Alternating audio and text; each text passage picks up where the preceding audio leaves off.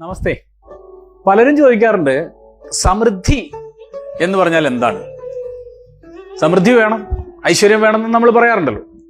എന്താണ് ഈ സമൃദ്ധി? ഈ സമൃദ്ധി എന്ന് പറയുന്നത് 5 കാർ ഉണ്ടാവുന്നതാണോ? 10 വീടുണ്ടാവുന്നതാണോ? കോടിക്കണക്കിന് റുപ്യ ബാങ്കിൽ അക്കൗണ്ടിൽ ഇടുന്നതാണോ? Okay, Rolls Royce car. യഥാർത്ഥത്തിൽ എന്താണ് ഈ സമൃദ്ധി? നമ്മളൊന്ന് ആലോചിച്ച് നോക്കൂ. നമുക്ക് എത്ര പണം ഉണ്ടെങ്കിൽ നമ്മൾ തൃപ്തരാണ്?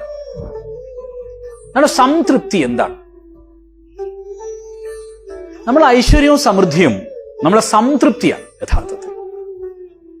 എങ്ങനെയാണ് നമ്മളെ ഐശ്വര്യവും സമൃദ്ധിയും നമുക്ക് മനസ്സിലാവുക? നമ്മളെ സ്നേഹിക്കുന്ന ഒരു ഭാര്യയുണ്ട്, ഒരു പങ്കാളിയുണ്ട്, ഒരു ഭർത്താവുണ്ട്, സമൃദ്ധരാണ്.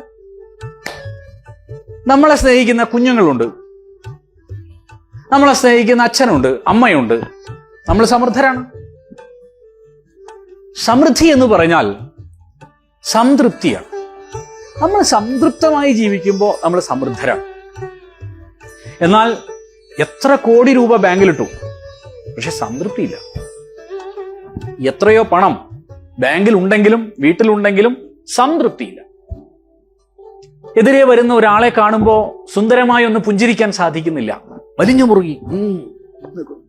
കാരണം എന്താ? സംതൃപ്തിയില്ല. ഇനിയും വെട്ടിപ്പിടിക്കേണ്ടതുണ്ട്, ഇനിയും നേടേണ്ടതുണ്ട്. മനസ്സിന് നമുക്ക് വിശ്രാന്തിയില്ല, ശാന്തിയില്ല, സമാധാനമില്ല.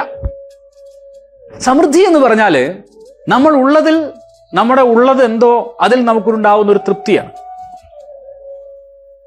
അതിന് അർത്ഥം നമ്മൾ ദരിദ്രരായി ജീവിക്കുകയും അതിൽ തൃപ്തി കണ്ടെത്തണമെന്നുമാണോ? അല്ല, തീർച്ചയായുമല്ല.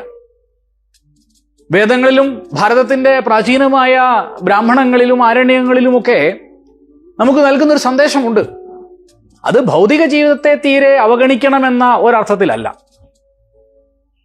നമ്മൾ ഭൗതികമായ ജീവിതം വേണമെന്ന് തന്നെയാണ് അഭിപ്രായപ്പെടുന്നത്. വേദങ്ങളൊക്കെ പറയുന്നത് അത് തന്നെയാണ്.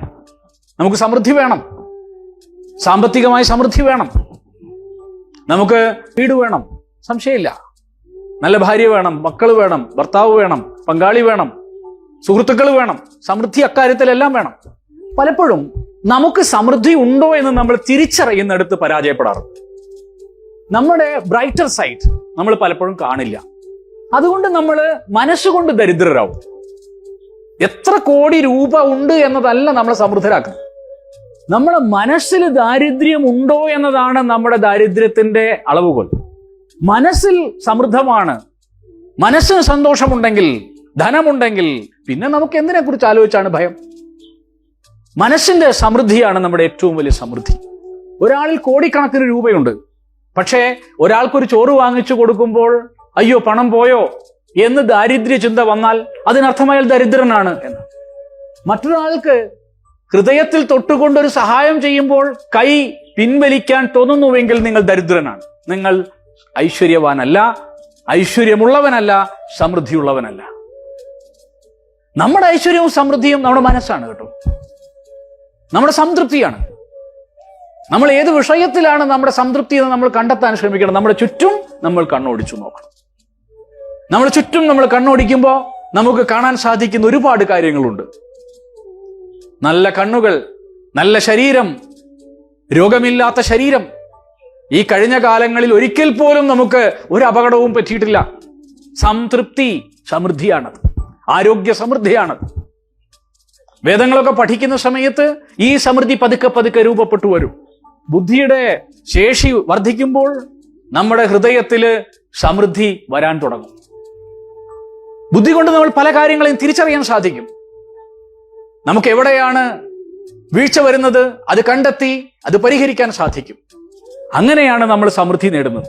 നമ്മുടെ സമൃദ്ധി ഈശ്വരന്റെ വിശ്വാസത്തിൽ, ഈശ്വരീയ വിശ്വാസത്തിൽ അടിയുറച്ചതാകുമ്പോൾ സമൃദ്ധി വർദ്ധിച്ചു വരും. ആ സമൃദ്ധിക്ക് വേണ്ടിയാണ് നമ്മൾ പരിശ്രമിക്കേണ്ടത്. അത് നമ്മുടെ സംതൃപ്തിയിൽ നിന്ന് വരുന്നതാണ്, നമ്മുടെ ഹൃദയത്തിൽ നിന്ന് വരുന്നതാണ് കേട്ടോ. അത് നിങ്ങൾക്കുണ്ടാകാൻ ഈശ്വരന്റെ അനുഗ്രഹം ഉണ്ടായേ കഴിയൂ. കാരണം നമ്മൾ മനസ്സുകൊണ്ടാണ് മാറി ചിന്തിക്കേണ്ടത്. മനസ്സുകൊണ്ട് മാറി ചിന്തിക്കേണ്ടിയിരിക്കുന്നു. അതിനുവേണ്ടി നിങ്ങൾ ശ്രമിക്കൂ, അതിന് വേദം അധ്യയനം ചെയ്യൂ, നല്ല ഗുരുക്കന്മാരുടെ കാൽക്കീഴിൽ ഇരുന്ന് വേദാദിശാസ്ത്രങ്ങൾ അധ്യയനം ചെയ്ത് നമ്മളുള്ളിൽ മനസ്സിൽ ഉള്ള ദാരിദ്ര്യത്തെ അകറ്റി സമൃദ്ധിയെ നിറച്ച് നമ്മളെ കാഴ്ചപ്പാടുകള് വളരെ സുലഭമായ കാഴ്ചപ്പാടുകൾ, നമ്മുടെ തേജോപൂർണമായ കാഴ്ചപ്പാടുകൾ നിറച്ച് നമ്മൾ ഋഷി തുല്യരായി തീരുവാൻ നമുക്ക് ഭഗവാനോട് പ്രാർത്ഥിക്കാം. അതിന് ജഗദീശ്വരന്റെ അനുഗ്രഹം നിങ്ങൾക്കുണ്ടാവട്ടെ. നമസ്തേ.